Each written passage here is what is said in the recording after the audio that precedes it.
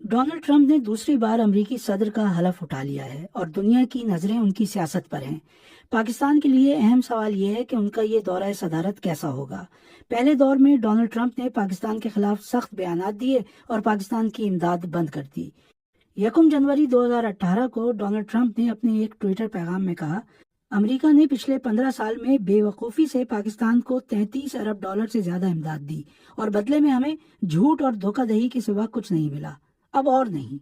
جواب میں اس وقت کے پاکستان کے وزیر اعظم عمران خان نے کہا، ٹرمپ کے جھوٹے الزامات ان زخموں پر نمک چھڑکتے ہیں جو پاکستان نے امریکہ کی دہشت گردی کے خلاف جنگ میں اٹھائے ہیں، چاہے وہ جانوں کا نقصان ہو، عدم استحکام ہو یا معاشی نقصان۔ اب ہم وہی کریں گے جو ہمارے عوام اور ہمارے مفادات کے لیے بہتر ہوگا۔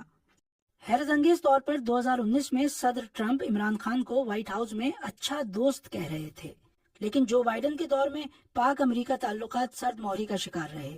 جو بائیڈن نے اپنے 4 سالہ دور میں پاکستان کے کسی رہنما سے ٹیلی فون پر بات بھی نہیں کی۔ ماہرین کے مطابق افغانستان سے امریکی انخلا کے بعد پاکستان اب امریکہ کی ترجیحات میں شامل نہیں۔ امریکہ میں پاکستان کی سابق سفیر ڈاکٹر ملیحہ لودھی سمجھتی ہیں کہ پاکستان صدر ٹرمپ کی خارجہ پالیسی کی ترجیحات میں شامل نہیں ہوگا۔ افغانستان سے امریکہ کے انخلا کے بعد واشنگٹن کی نگاہ میں پاکستان کی اہمیت کم ہوئی ہے۔